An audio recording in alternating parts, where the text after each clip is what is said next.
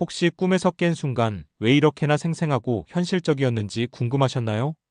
그냥 뇌가 만들어낸 허상일 뿐이라고 생각하셨을 텐데, 만약 그게 아니라면 어떨까요? 오늘 이 이야기를 끝까지 들으시면 꿈이 단순한 상상이 아닌 진짜 이유를 알게 되실 거예요.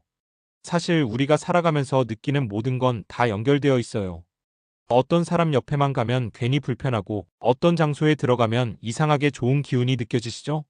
그냥 기분 탓이 아닙니다. 모든 게 진동으로 이루어져 있거든요.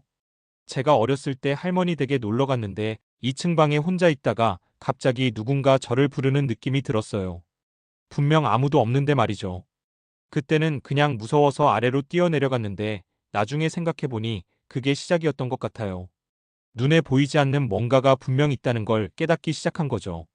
여러분도 한 번쯤 경험해 보셨을 거예요. 길을 걷다가 갑자기 뒤를 돌아보게 되는 순간, 분명 누군가 보고 있다는 느낌이 드는데 돌아보면 정말로 누군가 쳐다보고 있더라고요. 이런 게 우연일까요? 과학적으로 설명하면 우리 몸도 결국 분자로 이루어져 있어요. 빠르게 움직이는 작은 입자들이 모여서 우리가 단단하다고 느끼는 몸을 만드는 거죠. 그런데 생각해 보세요. 벽돌도 나무도 심지어 공기도 다 같은 분자로 되어 있어요. 그럼 왜 유령은 벽을 통과할 수 있을까요? 간단해요. 그들의 분자 구조가 우리보다 훨씬 널찍널찍하게 퍼져 있어서 벽돌 분자 사이로 그냥 스며들 수 있는 거예요. 마치 큰 채로 모래를 거르는 것처럼 말이죠. 이런 이야기를 들으면 좀 황당하게 들릴 수도 있어요. 하지만 우리 강아지들을 보세요.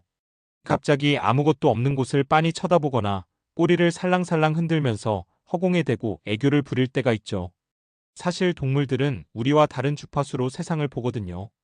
우리가 듣지 못하는 소리를 듣고 우리가 보지 못하는 걸 봐요. 어떤 사람들은 초자아라는 게 있다고 해요. 우리 머릿속 어딘가에 있는 더 높은 차원의 나 자신이요. 평소에는 못 느끼지만 가끔 영감이 번쩍 떠오를 때가 있잖아요. 그게 바로 초자아가 보내는 메시지일 수도 있어요.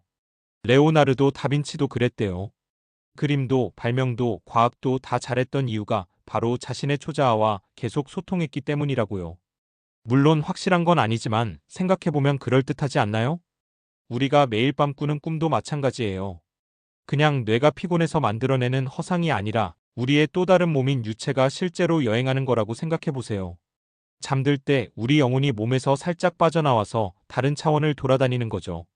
그래서 가끔 꿈에서 정말 생생하게 어디든 가고 누군가를 만나고 심지어 문제의 해답을 찾기도 하는 거예요. 깨고 나서는 기억이 흐릿해지지만 분명 뭔가 특별한 일이 일어났다는 느낌은 남아있잖아요. 한 가지 신기한 건 잠들기 직전에 갑자기 떨어지는 느낌이 들 때가 있어요. 깜짝 놀라서 깨게 되는데 이게 바로 유체가 몸에서 분리되다가 다시 갑자기 돌아오면서 생기는 현상이라고 해요. 여러분도 경험해 보셨죠?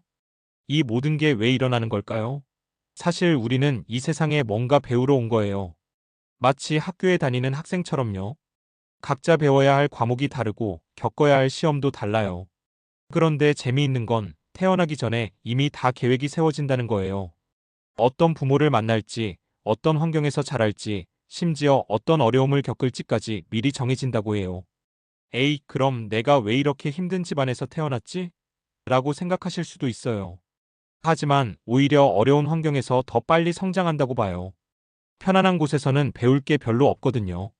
요즘 금수저, 은수저 이런 말 많이 하잖아요. 부러워할 필요 없어요. 정말로 중요한 건 영적인 성장이거든요. 돈 많은 사람이 꼭 훌륭한 사람은 아니잖아요. 그리고 전생의 기억이 지워지는 것도 사실 자비로운 일이에요. 만약 전생의 왕이었던 사람이 이번 생에서는 평범한 직장인이 된다면 그 갭으로 인한 괴로움이 얼마나 클까요? 차라리 깨끗하게 새로 시작하는 게 나아요. 부모님과의 관계도 마찬가지예요. 꼭 모든 부모가 완벽하지는 않아요. 만약 이번 생에서 부모님과 관계가 힘들다면 다음 생에서는 만나지 않을 수도 있어요. 영적 세계에서는 조화로운 관계끼리만 다시 만나게 되거든요. 그런데 여기서 또 하나 알아둘 점이 있어요. 인간만 영혼을 가진 게 아니에요.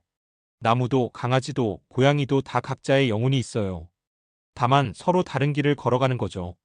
사람이 동물로 태어나거나 동물이 사람이 되는 일은 없어요. 각자의 레이스가 있는 거예요. 그래서 자연을 함부로 대하면 안 되는 거예요. 길가의 나무 한 그루, 우리 집 화분의 작은 식물까지도 다 생명이 있거든요. 요즘 영매나 점쟁이한테 가는 분들 많으시죠?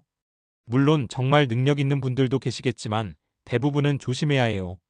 진짜 영적 세계에서 온 메시지인지 아니면 그냥 추측인지 구별하기 어려워요. 더군다나 이미 돌아가신 분들은 다음 생을 준비하느라 바빠요. 일일이 살아있는 사람들한테 메시지 보낼 시간이 없어요.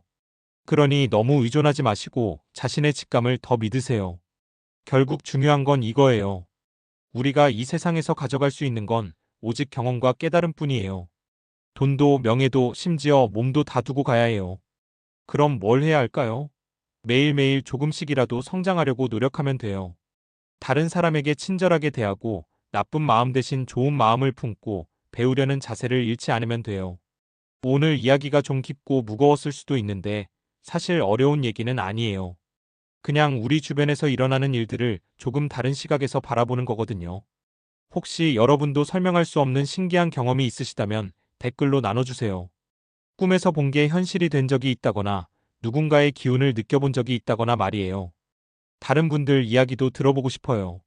그리고 오늘 영상이 도움이 되셨다면 구독과 좋아요 눌러주시고 주변에도 공유해주세요. 더 많은 분들과 이런 의미 있는 이야기를 나누고 싶거든요. 다음에는 또 다른 흥미로운 주제로 찾아뵐게요. 오늘도 좋은 하루 보내세요.